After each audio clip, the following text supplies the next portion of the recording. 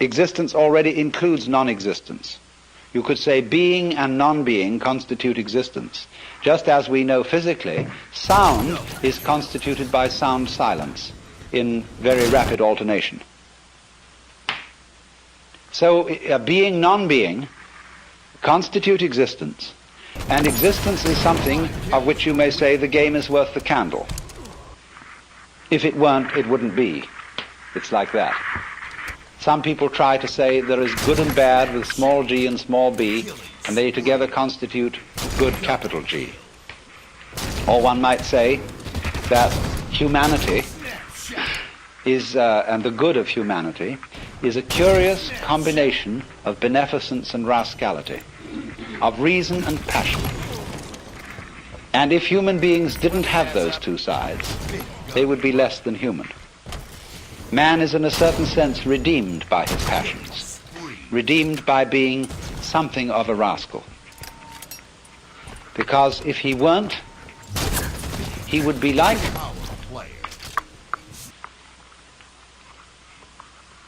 a stew with no salt in it. The salt somehow is something that in a large quantity is horrible, but in a certain small quantity delightful. And so everybody has to be salted with a certain amount of unrespectability. Otherwise, they're impossible and intolerable.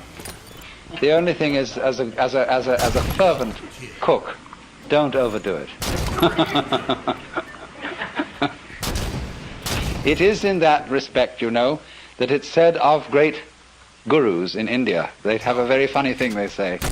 People, Westerners, go over and they meet this man who's supposed to be extremely holy. And they're all agog, you know. And then after spending a few days with him, they begin to wonder. They find he smokes cigarettes. They find that he occasionally loses his temper. And they begin to think, well, is this man so holy after all? I mean, he surely should not be dependent on these little habits and luxuries and so on. And then they find he has a girlfriend, and then they leave because they're so scandalized. Well, then the Hindus